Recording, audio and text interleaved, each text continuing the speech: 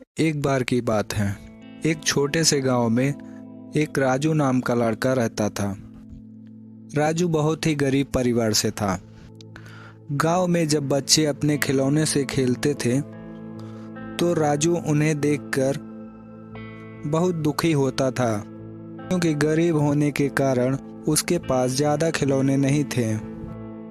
लेकिन राजू बहुत ही खुशनसीब और बुद्धिमान लड़का था। एक दिन राजू गांव के बाहर वाले बगीचे में अकेला पेड़ के नीचे बैठा हुआ था।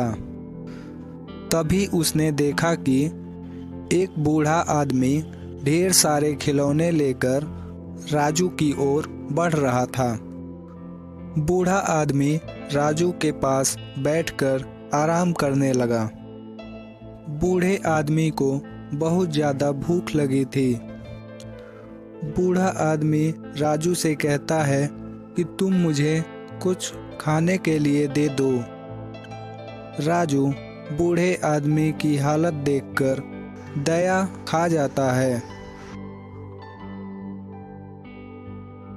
और पास के पेड़ से एक आम तोड़ कर लाता है, फिर बूढ़े आदमी को दे देता है।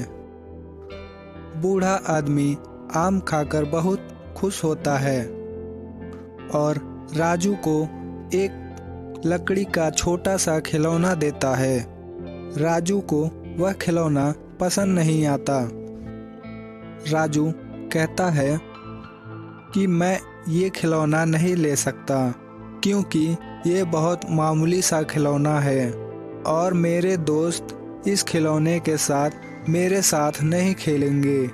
आप कोई दूसरा खिलौना दे दो। आप नहीं दोगे तो भी कोई बात नहीं। बूढ़ा आदमी राजू की ईमानदारी देखकर बहुत खुश होता है और कहता है, बेटा, ये कोई मामूली खिलौना नहीं है। इससे तुम जो चाहो वो मांग सकते हो। ये तुम्हें वो सब कुछ लाकर दे सकती है। राजू कहता है, क्या आप सही कह रहे हैं? हाँ, मैं सही कह रहा हूँ। राजू खिलौना ले लेता है और बूढ़ा आदमी को प्रणाम करके घर आ जाता है। सबसे पहले जादुई खिलौने से राजू ढेर सारे खिलौने मांगता है। जादुई खिलौना उसकी यह इच्छा पूरी कर देता है। अब राजू के पास ढेर सारे खिलौने ही खिलौने हैं। अब राजू दिन भर उन खिलौनों से खेलता रहता है और किसी का बात नहीं मानता है। उसकी माँ उसे रोज डांटती रहती है, लेकिन वह किसी का बात नहीं मानता है। एक दिन गुस्से में उसकी माँ और उसके पिताजी उसे गुस्से में बुरा भला कह देते हैं। राजू गुस्से में आकर जादुई खिलौने से यह मांग लेता है कि मुझे जो परेशान करता है वे सारे लोग गायब हो जाएं। राजू की इच्छा पूरी हो जाती है। राजू के मम्मी पापा और उसके दोस्त गायब हो जाते हैं। राजू अब पूरी तरह से जादुई खिलौने पर निर्भर हो गया था। उसे खाना पीना सब जादुई खिलौने से प्राप्त हो रहा था। धीरे धीरे करके बहुत समय बीत गया। अब वह बहुत उदास रहने लगा।